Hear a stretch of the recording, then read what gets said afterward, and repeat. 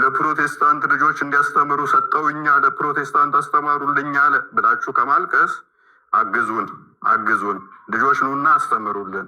እጃችን ላይ ከአቅማችን በላይ ልጆች አሉ። ደግሜ እላችኋለሁ ልደተ ቃል ብቻ ነው መጥቶ የተቀበለን። እሱም በቃኝ አለ። ከዚህ በላይ አልችልም አለ። ነገ ሄዳችሁ ጠይቁት። ስለዚህ እንደዛ ነው። ወደ ዛሬ ቶፒካችን እንግባ።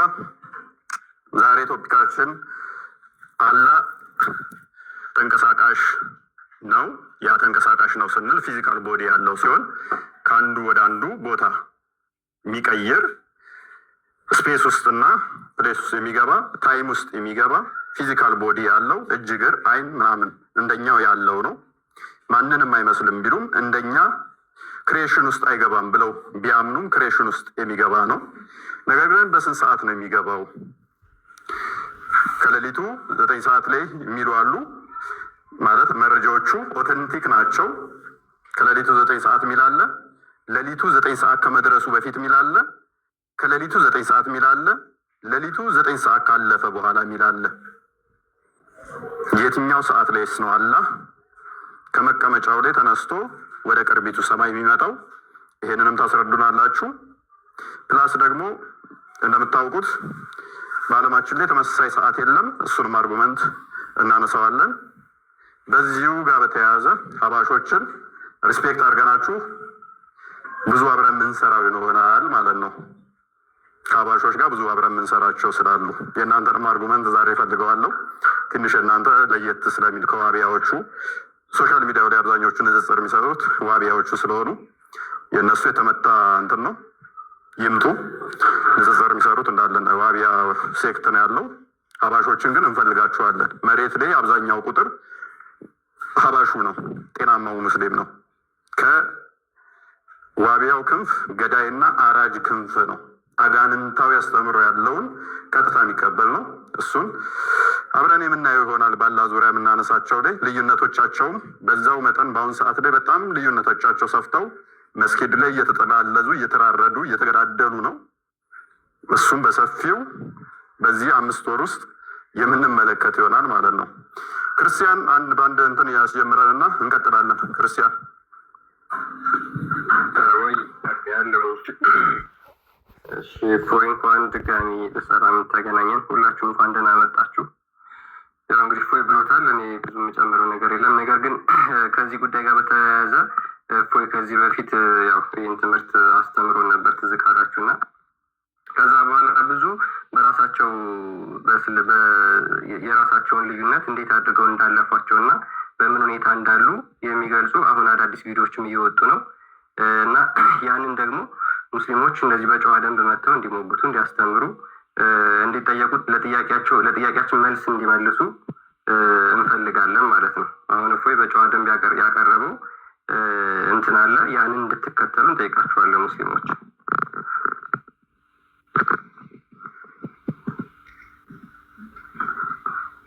ለምን እንደሆነች አጭር ቪዲዮ ስማ፣ ከዚያ ነግራችኋል።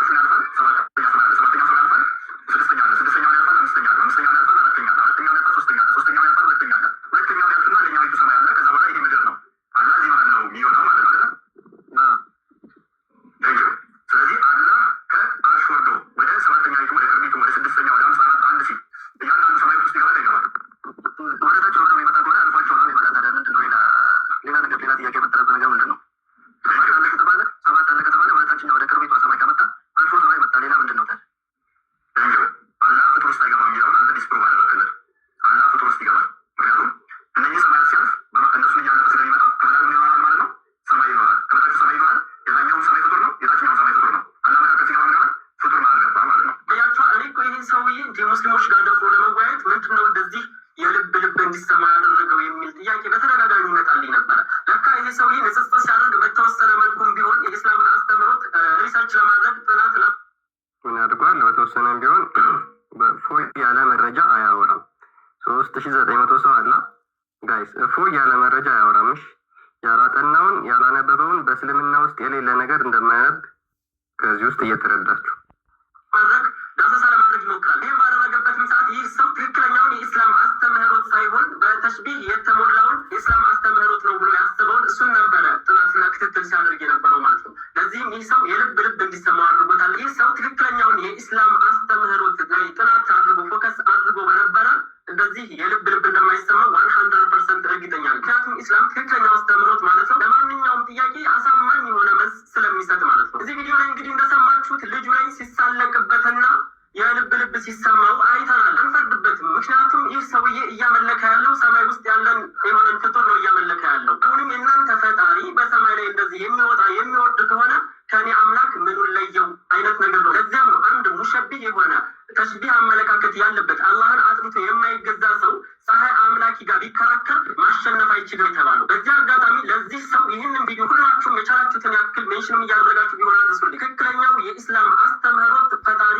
ከፍጥረታቶች ፈጽሞ የተለየ የሆነ በፍጥረታቶች መገለጫ ባህሪያት የማይገለጽ ይወጣል ይወርዳል የማይባል ምክንያቱም የሚወጣ የሚወርድ ከሆነ ይሄ ፍጡር እንጂ ፈጣሪ አይደለም። በዚያ ሀዲስ ላይ ደግሞ የተፈለገበት መላኢካዎችን እንጂ አላህን እንዳልሆነ ኢብኑ ሐጀር ሳይቀሩ አስቀምጠዋል ኩቱቦቻቸው ላይ። በሀዲሱ ይወርዳል ሲባል የተፈለገው አላህን አይደለም። ምክንያቱም አላህ በመውረድ በመውጣት የሚገለጽ ጌታ አይደለም፣ ፈጣሪ ነው። ፈጣሪ ሲሆን ከፍጥረታት የተለየ ነው።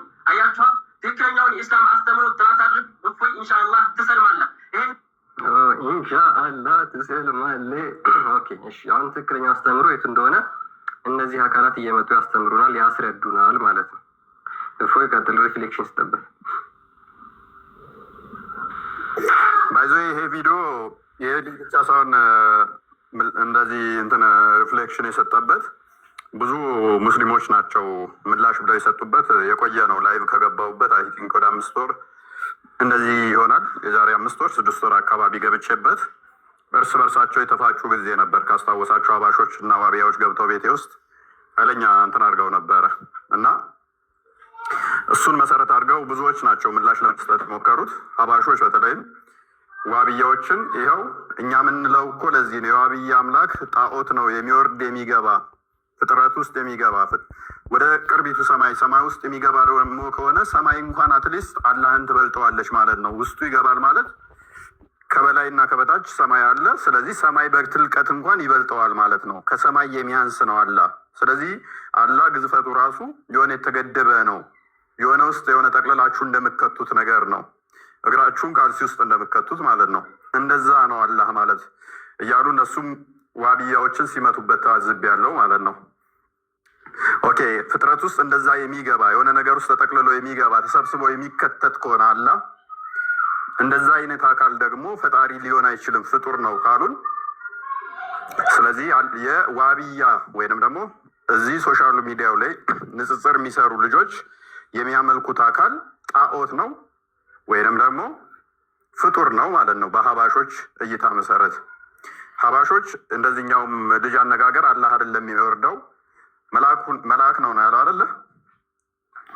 ያ መላኢካዎች ናቸው እነሱ የሚወርዱ ያ መላኢካዎች ናቸው የሚወርዱ ብሏል። እስቲ መላኢካዎች ነው የሚወርዱት የሚል አርጉመንት ከየት እንዳመጣው እናያለን። የሱንም ሀባሾችንም ዋብያዎችንም እንፈልጋችኋለን። ኑና ግቡና ሞግቱን። እስቲ ሀዲሱን አንድ ሄድበት ክርስቲያን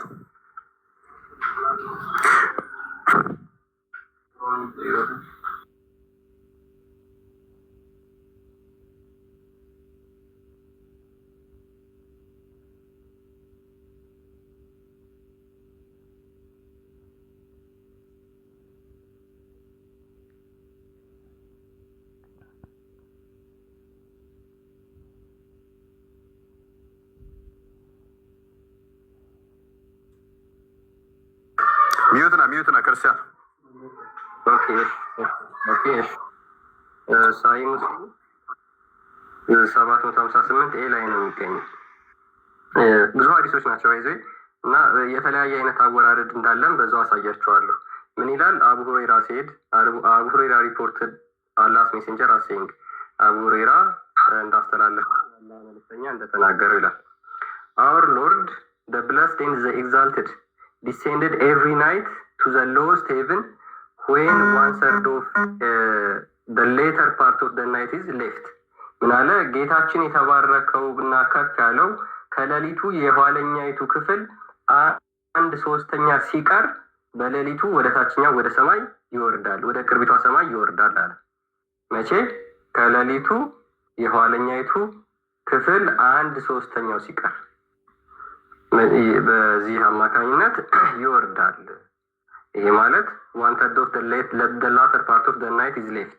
ስለዚህ 1/3 ሲቀር ይወርዳል ይላል። ከዛ ምን ብሎ ይጠይቃል? አላህ who supplicate me so that I may answer him ይላል። ማን ነው የሚጠይቀኝ እኔ የምመልስለት? who ask me so that I may give to him ማን ነው ጠይቆኝ የምሰጠው? who asks me forgiveness so that I may forgive him ማን ነው ይቅርታ የሚጠይቀኝ ይቅርታ የማደርግለት እያለ ይጮሃል አላህ። ከአርሹ ላይ ወደ 7 6 5 3 2 1 አንደኛው ሰማይ ላይ መጥቶ አላህ እንደዚህ ይጠይቃል። መቼ? ከሌሊቱ የኋለኛይቱ ክፍል 1/3 ሲቀር አላህ እንደዚህ እያለ ይጠይቃል ይላል። ከዚህ ጋር ደግሞ በተያያዘ ሌላኛው ሐዲስ ኦኬ በባሉ ይሄ 1/3 ከሌሊቱ ሲቀር ነው። ታይሙንም ያዙ። ግጭቶች አላቸው አዲሶቹ። ስለዚህ ነብያቸው የትኛውን ነው የነገራቸው? የትኛው ነው ነብዩ ከራሱ አይናገርም ብለው ነው የሚያምኑት? ከራሱ ማይናገረው ነብይ አላህ ምን ብሎ ነው የነገረው? ከሌሊቱ 1/3 ሲቀር ነው እወርዳለሁ ብሎ የነገረው ወይንስ ከሌሊቱ 1/3 ወይንስ ከሌሊቱ 1/3 ካለፈ በኋላ ነው ወርጄ ማን ነው ምህረት የሚለምነኝ የምምረው? ማን ነው ይቅርታ የሚጠይቀኝ ይቅር የሚለው እያለ የሚለው አላህ ስንት ሰዓት ላይ ነው? 9 ሰዓት? ከ9 ሰዓት በፊት? ከ9 ሰዓት በኋላ? መቼ ነው? ቀጥላን ያ እዚህ ጋር የኛው ሐዲስ ደግሞ ምን ይላል? Allah descended every night to the lowest heaven when 1/3 of the first part of the night is over። ቅድም ነበር የሚለው ሌፍት ነበር፣ ሲቀር ነበር የሚለው። አሁን ደግሞ ሲያልቅ ይላል አላህ በየምሽቱ ከሌሊቱ የመጀመሪያ ክፍል 1/3 ሲያልቅ ወደ ዝቅተኛው ሰማይ ይወርዳል፣ ወደ ቅርቢቱ ሰማይ ይወርዳል። ይላል I am the Lord እኔ ጌታ ነኝ ይላል። who is there to supplicate me so that I answer him እያለ ቅድሙ ታሪክ ይቀጥላል ማለት ነው። አንደኛ መቼ ነው? ካለቀ በኋላ ነው ከማለቁ በፊት ነው የሚወርደው? የመጀመሪያው ጥያቄ። ሙስሊሞች በዚህ ትመልሳላችሁ ማለት ነው። ቀጥል እፎይ። አላህ እንግዲህ በስንተኛው ሰዓት ነው የሚወርደው? ምላሳችሁን እንፈልጋለን። አይ ቲንክ ሞዴሬተር ያላችሁ ገስት መክፈት ካቻላችሁ ገስት ክፈቱ። እስኪ ገስትም እየከፈተልኝ አይደለም። እኔ አካውንቱ በጣም ተመቷል እና ከቻላችሁ ገስት መክፈት የምትችሉ ሙስሊሞችን አስገቡ። እኔም እምቢ ብሎኛል። እንዴት አመሻችሁ? ሰላም ብያለሁ። እምቢ ብሎኛል። እኔ ደግሞ እፎይ ሜቢ አሉን ለምን እንደሆነ አላውቅም። አይከፍተውም ገና። እስኪ ለእኔ የምትሰጠው መልካም። እንዴት ነው የምሰጥ? ከነ እየሰራልኝ አይደለም። በጣም ተደብድቧል ይመስለኛል አካውንቴ። ዋርኒንጉም አልተነሳም፣ ለዛ መሰለኝ። ኤኒዌይስ ስለዚህ አላህ ወደ ፍጡር ውስጥ ይገባል። which is ልክ እናንተ ቤታችሁ ስትገቡ እናንተ ከቤቱ አትበልጡም፣ በግዝፈት ከቤታችሁ አትበልጡም። ልብ በሉ። ወደ ቤታችሁ ስትገቡ በጥልቀት የእናንተ ቤት ከእናንተ የገዘፈ ነው። አላህም እንደዛ ሰው ቤት ውስጥ እንደሚገባ አላህም ወደ ሰማይ ውስጥ ሹልክ ብሎ ይገባል ማለት ነው። ስለዚህ መቼ ነው የሚገባው? ከሌሊቱ 1/3 ሰዓት ሳይደርስ 1/3 ላይ 1/3 ካለፈ በኋላ። ይሄ እነሱ ግጭት ነው። በስንተኛው ሰዓት እንደሚመጣ እንኳን አያውቁትም ማለት ነው። ስንት ሰዓት ላይ እንደሚመጣም አያውቁትም። ነገር ግን በእነኚህ ሰዓት አካባቢ ላይ ምን ይሆናል? አላህ ወደ ሰማይ ውስጥ ይገባል።